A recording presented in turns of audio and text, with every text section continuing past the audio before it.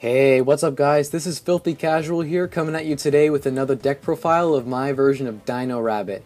Now before I start this, I just have to say I can't thank all of you enough who gave me a chance. At the making of this video, I have 4 subscribers and that's a huge deal to me. You can't even believe how happy I am.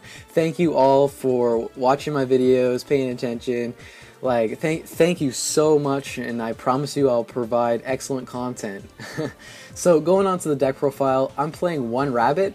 Now Rabbit used to be at 2 and 3, as you all know, and the deck used to be more consistent, but I feel like you don't need more than 1 Rabbit because of this card right here, Leviair the Sea Dragon, and I'll show you why in a second. So now I'm playing 3 Sabersaurus and 3 Cabazolas. I honestly have no idea how to say this guy's name correctly. I'm sorry about that. Whenever I see him, I just look at his picture and be like, oh sweet, that's that guy. I never say him by his name.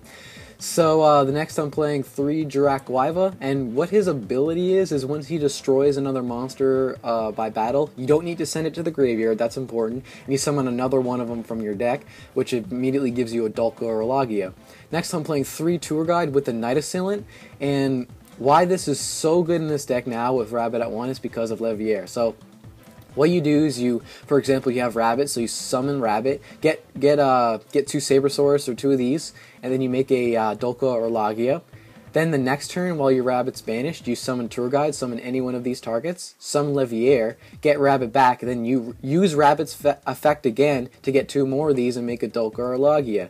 So in this deck, you can only really use Rabbit's effect twice because of you has to be the same name within the deck, right? So what if this was at 2, you would play it at 2 and I'd probably take out a Night Assailant and only play 2 of these, but what I'm trying to say is it's still very, very good at 1. You don't have to underestimate this deck.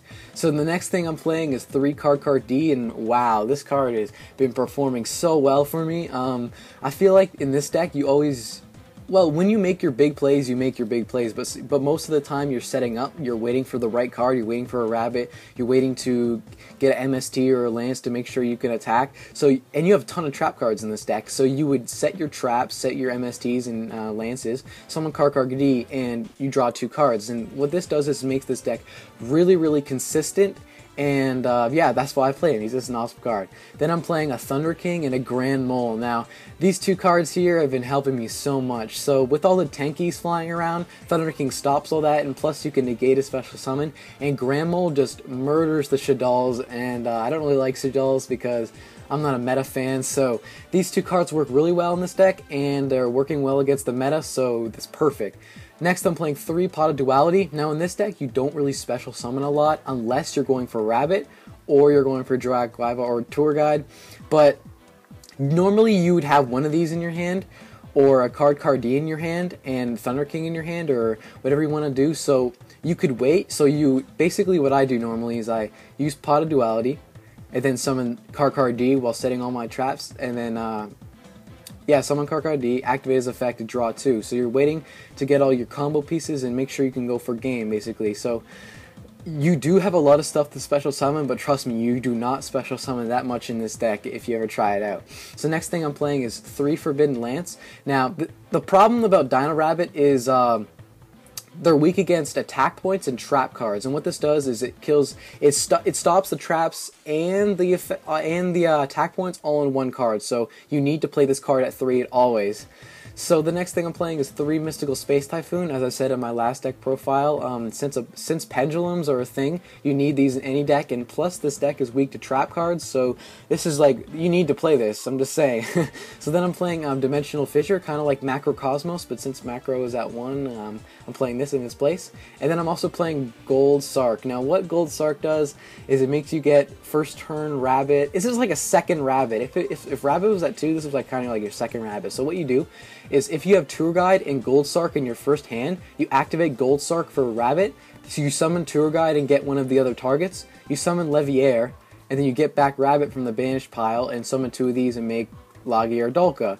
So if you make Lagia set a bunch of these back row here, you basically win because your opponent can't do anything. So the next, for the traps, I played 2-Dimensional Prison and 2 Mirror Force.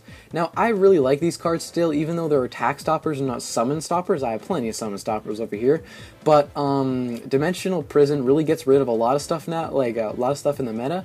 And Mirror Force is really good sometimes. So people underestimate Mirror Force, and Mirror Force can destroy their entire board, destroy their entire life. And and because you have Macrocosmos and Dimensional Fissure, they don't go to the graveyard. They would go banished, and you can't revive them, which makes this card even better in my opinion. The next card I'm playing is 2 Black Horn of Heaven. Now I think this card is really underrated because it negates summons, and special summoning is the only thing the meta does nowadays, so anything from the extra deck, boom, negate the summon. They make a Draco sack, nope, they can't use its effect or anything, you just boom, negate the summon. Like, anything in the meta nowadays, like for example Shadal's again, they're, you just negate the summon and they can't do anything about it, and it's basically like a solemn warning, except you don't have to pay anything, but it only is for special summons, but that doesn't matter when I have these cards over here to back me out.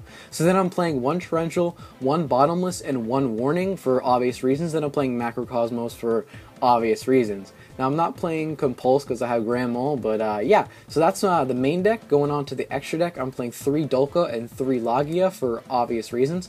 I'm playing 1 Black Ship of Corn to get rid of those hands and send things to the graveyard instead of destroying them. For level rank 3, sorry, I'm playing Wind Up Zen Mains because it's just awesome. Levier because it's MVP of the extra deck other than Dolka and Lagia. I'm playing a Gaga Cowboy for that 800 damage for win. I'm also playing Diamond Direwolf for stuff you just need to get rid of, like a back row or something like that. Maestroke to get their monsters face down so you can attack over for game.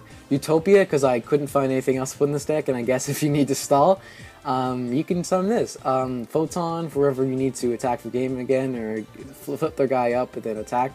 And Leviathan Dragon for another tour guide thing, and this is another thing to push for game.